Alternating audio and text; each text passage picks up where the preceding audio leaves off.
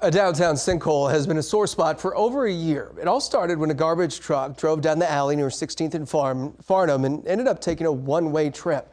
Let's take you back to the scene. This is January 2025.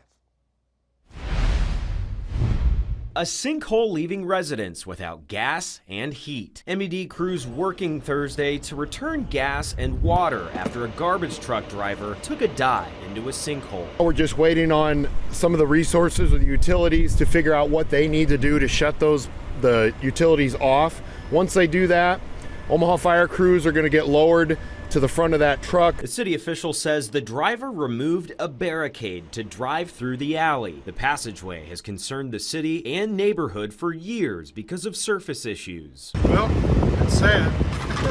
Yeah. Just shows you what kind of condition our roads and alleys are in. The block became the center of attention as firefighters prepared to lift the truck out by shutting off utilities. I was at home working. I was working remote, and then all of a sudden everything in my apartment building went out.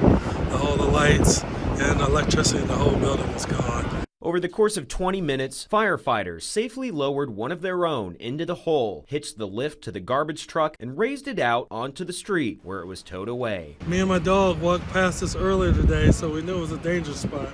But for somebody to just roll through there, it's insane. The block of 16th Street remains closed indefinitely, concerning restaurant owners forced to deal with streetcar preparations and now more utility issues. That was 19 months ago. Since January 2nd of 2025, that sinkhole's been through a lot. It remained quartered off as a legal battle over whose responsibility it was to conduct repairs took place between the city and property owners. That battle is still taking place. Omaha's Mayor John Ewing Jr. said work would take 3 to 6 months. Repairs started in September of 2025, but only utility work was finished. After the initial work was finished, the hole remained until work was completed on the Regis building itself. Okay, this is what the area looks like now. In March of this year, city officials said work began on repairs to the sinkhole.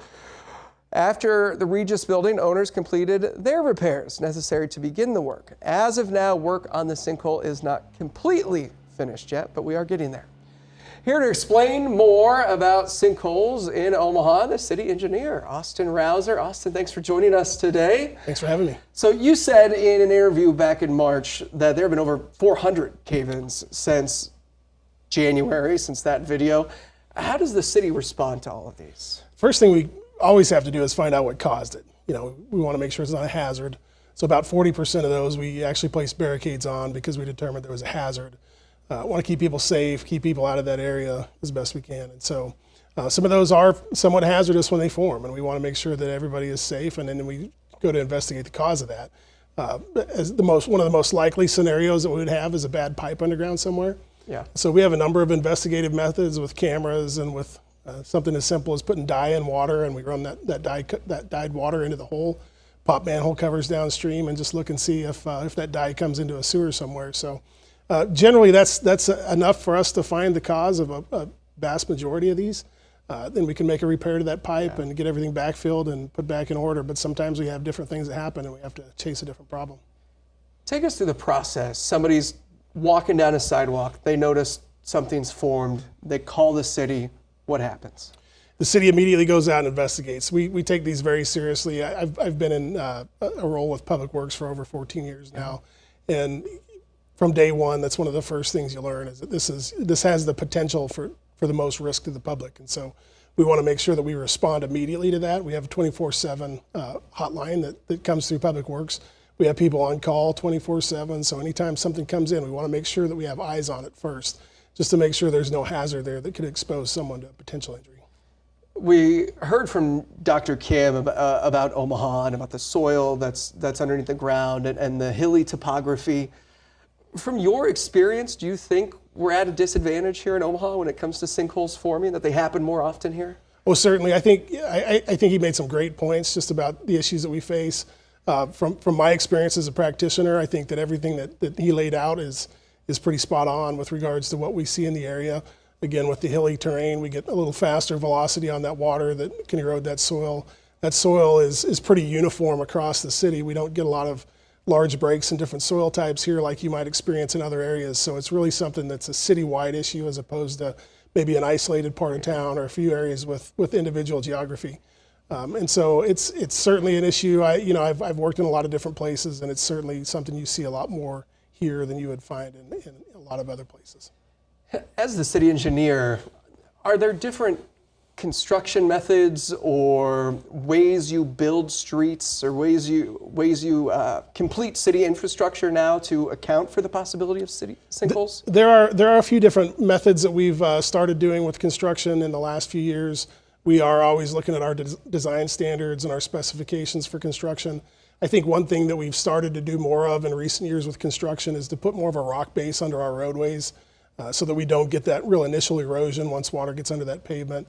It can give us a buffer for some of these things. So I think that's beneficial. But again, aging infrastructure is something that we have a lot of our system out there that's old, that's aging, and so a number of things that, when you have sewer lines, we still have sewers in the ground that are 150 years old. Yeah. Oh, wow. And so, certainly there's areas that are susceptible to that, especially, downtown alleys are a major concern that we have. We've got old sewers, and we've got a lot of just a number of different things as far as drainage and things that people did 80 years ago before current codes with how they tie in drains and downspouts and those kinds of things. So we want to make sure that we look out for those.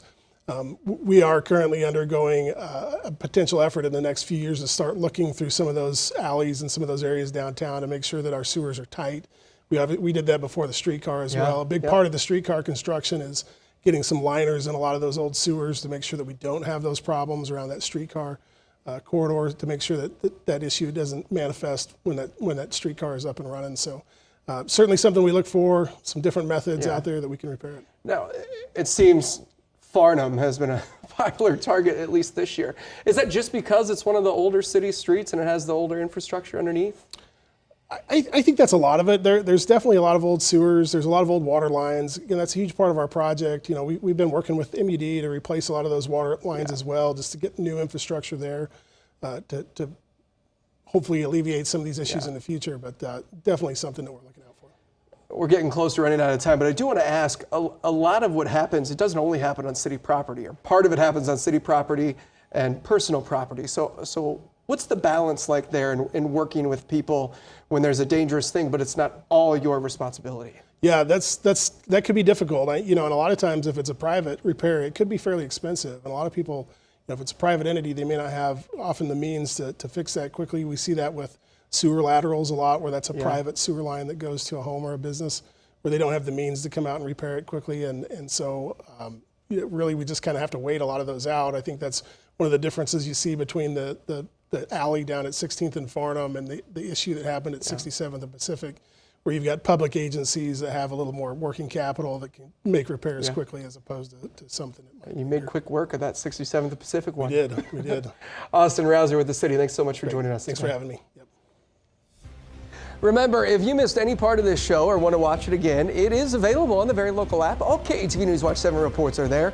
On demand, and is always free. Download the app for Roku, Amazon Fire, or anywhere you get news apps. Listen, sinkholes will happen. And when they do, you know at least why they appear. And you can rest assured they'll be addressed swiftly and efficiently by those who respond to repair them. I'm Bill Shammer. Thanks for watching. We'll see you back here next Sunday morning for KETV News Watch 7's Chronicle.